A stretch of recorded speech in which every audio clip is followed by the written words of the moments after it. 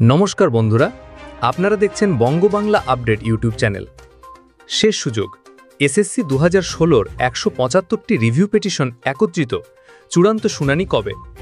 SSC 2016 সালের শিক্ষক এবং শিক্ষাকর্মীদের জন্য একটি অত্যন্ত গুরুত্বপূর্ণ খবর সামনে এসেছে। সুপ্রিম কোর্টে দায়ের করা সমস্ত রিভিউ পিটিশন একত্রিত করে একটি চূড়ান্ত শুনানির তারিখ নির্ধারণ করা হয়েছে। এই মামলার সর্বশেষ পরিস্থিতি এবং তার তাৎপর্য নিয়ে আমরা এই পোস্টে বিস্তারিত আলোচনা করব। মামলার বর্তমান অবস্থা।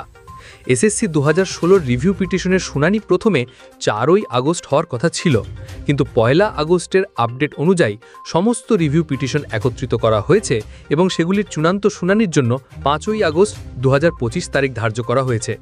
এটি একটি বড় পদক্ষেপ, কারণ এর ফলে সমস্ত আবেদনকারীদের মামলা একসঙ্গে শোনা হবে, যা এই মামলার নিষ্পত্তিতে গতি আনতে পারে।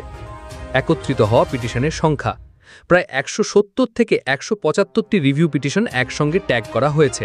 এর মধ্যে পশ্চিমবঙ্গ আপার প্রাইমারি চাকরি প্রার্থী মঞ্চ এবং সেকেন্ডারি টিচার্স অ্যান্ড এমপ্লয়িজ অ্যাসোসিয়েশনের মতো সংগঠনগুলির আবেদনও রয়েছে। এই বিপুল সংখ্যক পিটিশন একসঙ্গে শোনা হবে, যা এই মামলার গুরুত্বকে আরও বাড়িয়ে দিয়েছে। গুরুত্বপূর্ণ তারিখ এবং ঘটনা। পিটিশন ট্যাগ করার তারিখ 1 আগস্ট 2025।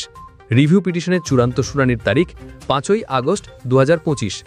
এই মামলার তাৎপর্য: এটি এসএসসি 2016-র যোগ্য শিক্ষক এবং শিক্ষাকর্মীদের জন্য তাদের সম্মান পুনরুদ্ধারের শেষ সুযোগ।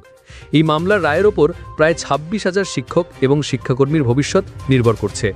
তারা আশা করছেন যে সুপ্রিম কোর্টের এই শুনানির মাধ্যমে তারা ন্যায় বিচার পাবেন এবং তাদের চাকরি ফিরে পাবেন। এই মামলার রায় পশ্চিমবঙ্গের শিক্ষাক্ষেত্রে একটি বড় প্রভাব ফেলবে। যদি রায় শিক্ষকদের পক্ষে যায়, তাহলে এটি তাদের জন্য একটি বড় জয় হবে এবং তাদের দীর্ঘ প্রতীক্ষার অবসান ঘটবে।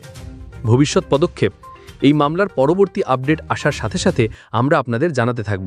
সমস্ত আপডেট পেতে আমাদের সাথে যুক্ত হন।